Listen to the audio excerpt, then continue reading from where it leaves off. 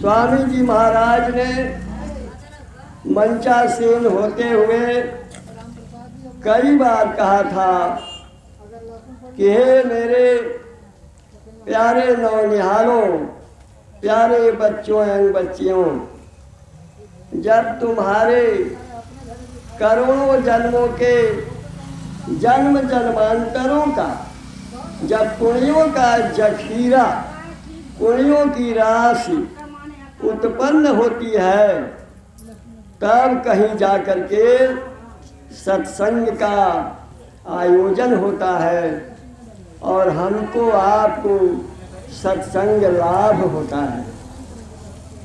इसी बात को गोस्वामी जी महाराज ने भी रामचरितमानस में अपनी अर्धालियों के माध्यम से बताया कि बड़े भाग पाई सत्संगा, बिना ही प्रयास हो ही भवभंगा। अर्थात जब हमको सत्संग मिलता है तो हमारे आवागमन भी नष्ट हो जाते हैं, अर्थात हम मोक्ष के अधिकारी हो जाते हैं। और यह तभी होगा जब संतों की दया होगी, संतों की कृपा होगी। चितवा ही राम कृपा करिजे ही, ऐसा गोस्वामी जी ने कहा कि संत विशुद्ध मिला ही परिते ही, चितवा ही राम कृपा करिजे ही। जब राम प्रभु की दया होती है तभी जाकर के सत्संग का आयोजन हुआ करता है और हमारे आपके पाप समूल नष्ट होते रहते हैं। भाइयों एवं बहनों, इस संसार में अनेक प्रकार के लोग, अनेक विचारों वाले लोग रहा करते हैं।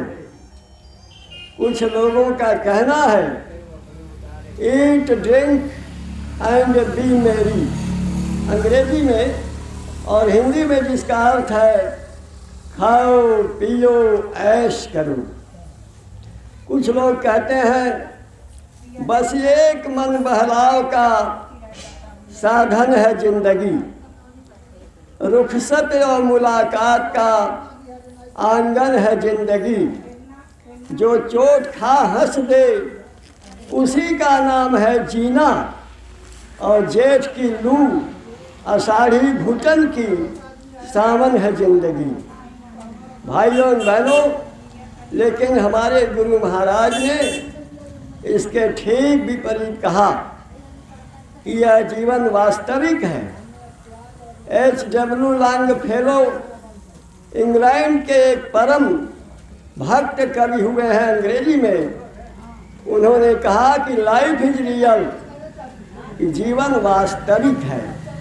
लाइफ इज अर्नेस्ट, जीवन जरूरी है। And the grave is not its goal, grave कहते हैं कब्र को। जैसा कि अभी आपने सुना, खाओ पियो ऐश करो और अंत में मर जाओ। H.W. लॉन्गफेलो ने कहा कि नहीं, जीवन का उद्देश्य ये नहीं है कि हम खाएं पिएं और मिट्टी में पैदा हुए और मिट्टी में ही मिल जाएं। इसका विशेष अर्थ है, जिसको जानने के लिए सत्संग में जाना पड़ेगा। क्योंकि गोस्वामी जी ने कहा बिन सत्संग विवेक न होई, राम कृपा बिन सुलभ न सोई। और राम तभी कृपा करेंगे जब हमारे अंदर प्रेम जगेगा, हम एक दूसरे के काम आएंगे, हम एक दूसरे का सहयोग करेंगे, तभी प्रभु हम पर दया फरमाएंगे। भाइयों बहनों, कि प्यारे बच्चों, तुम नामदानी हो, नामदानी ही बने रहना। शिष्य बनने का प्रयास मत करना, नहीं तो तेल निकल जाता है। गुरु महाराज ने बताया था, शिष्य बनने में तेल निकल जाता है। इतना कठिनाई है शिष्य बनने में।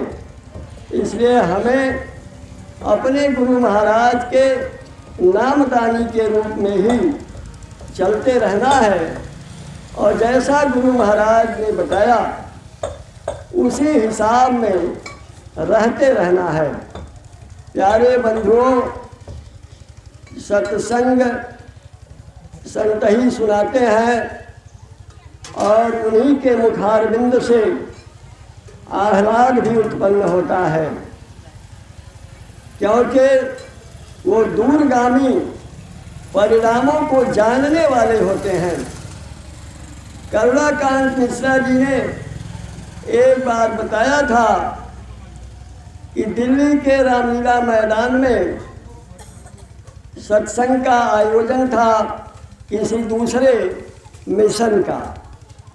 करुणाकांत मिश्रा जी के एक मित्र थे जिन्होंने कहा था, मित्र, रामलीला मैदान में फला तारीख को हमारे गुरु महाराज आ रहे हैं, थोड़ा सा चल के उनको भी देख लीजिए।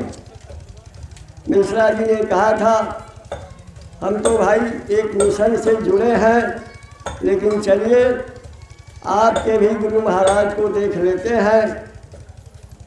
सत्संग शुरू हुआ, रात का समय था और कुछ गुंडों ने बिजली काट दिया। बिजली चली गई और उसमें अफरा तफरी मच गया, तमाम लोगों का बड़ा नुकसान हुआ और बहनों और माताओं का भी जो है तमाम मान मर्दन हुआ। करुणाकांत मिश्रा जी ने कहा, अरे ये कैसे सद्गुरु हैं, ये सद्गुरु हो नहीं सकते।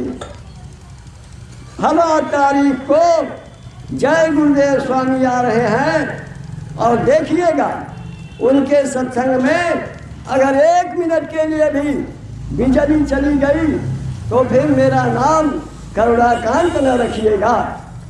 उन्होंने कहा, अच्छा इतना गुमान है अपने गुरु महाराज पर? उन्होंने कहा, हाँ आप आइएगा और देखिएगा। यही हुआ।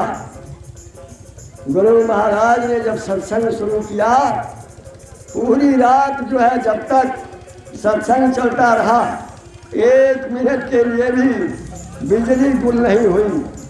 और उसी दिन उनके जो मित्र थे गुरु महाराज से नामदान लिए थे।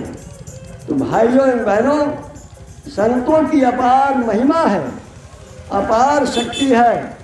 गुरु महाराज स्वयं कहते थे, सद्गुरु वही होता है जिसके हाथ में समय की डोरी होती है। समय इधर से उधर नहीं हो सकता, जैसा सद्गुरु चाहते हैं वैसा ही होता है।